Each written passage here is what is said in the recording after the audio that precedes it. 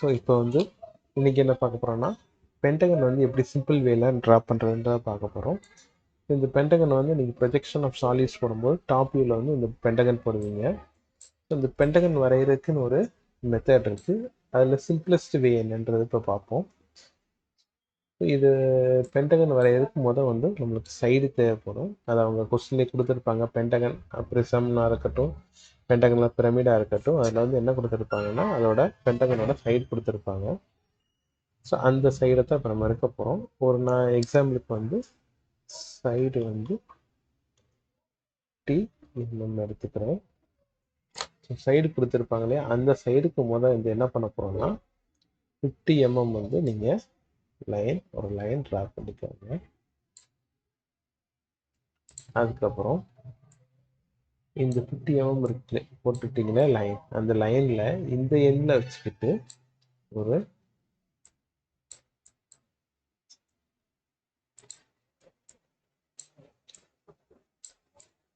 இந்த எண்ணில் வச்சுக்கிட்டு ஒரு 54 mmக்கு 54 டிகிரிக்கு ஒரு லைன் போடணும்.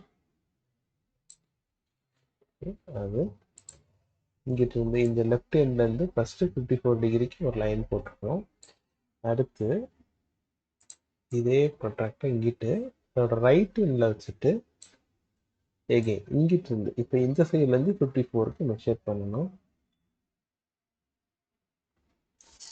54 வந்துருச்சு.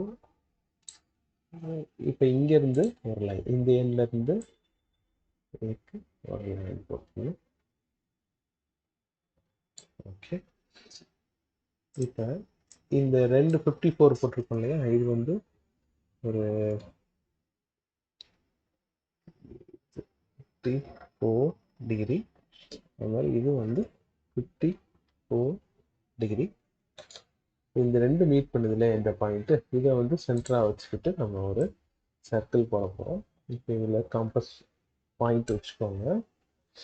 எது வரையும்னா இந்த பாயிண்ட் இருக்கு இல்லையா, இந்த பாயிண்ட்ல இருந்து இதை சென்டராக வச்சுக்கிட்டு இதுலேருந்து இது வரையும் ரேடியஸாக வச்சுக்கிட்டு அப்படியே ஒரு சர்க்கிள் போடுங்க.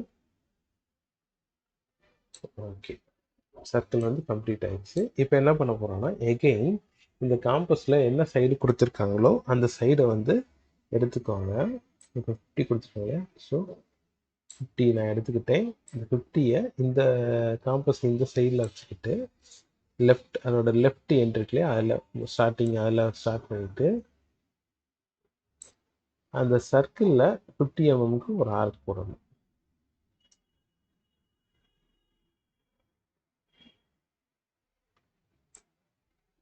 ஒரு ஆர்க் போடுங்க. இப்போ அந்த ஆர்க் கட் பண்ணோம் இல்லையா, அந்த பாயிண்டில் வச்சுக்கிட்டு திருப்பி இன்னொரு ஆர்க்கு சர்க்கிளில் அதே 50 mm தான், அதை மாற்றவே கூடாது. இப்போ வெட்டியிருக்கோம் இல்லையா, இப்போ இந்த இதிலேருந்து எகெயின் இன்னொரு ஆர்க்கு. இப்போ எகெயின் இந்த பாயிண்ட் இப்போ அவ்வளோதான், இதோட முடிஞ்சிருச்சு. இப்போ வந்து இந்த எல்லாத்தையும் நம்ம லைன் மூலமாக ஜாயின் பண்ணிட வேண்டியது. இங்கே இதில் இருந்து இது, அப்புறம் இதில் வந்து இது. ஸோ நம்மளுக்கு வந்து ஒரு ரெகுலர் பென்டகன் கிடச்சிருச்சு. ஸோ இது வந்து ஒரு சிம்பிளஸ்ட் மெத்தட் தான். நீங்கள் ட்ரா பண்ணி பாருங்கள். இது ரொம்ப சிம்பிளாக இருக்கும். வேறு மெத்தட்ஸும் இருக்குது, ஆனால் இது கொஞ்சம் ஈஸியாக இருக்கும், டக்குன்னு வரைஞ்சிடலாம். ஸோ இதோட முடிஞ்சிருச்சு. தேங்க்யூ.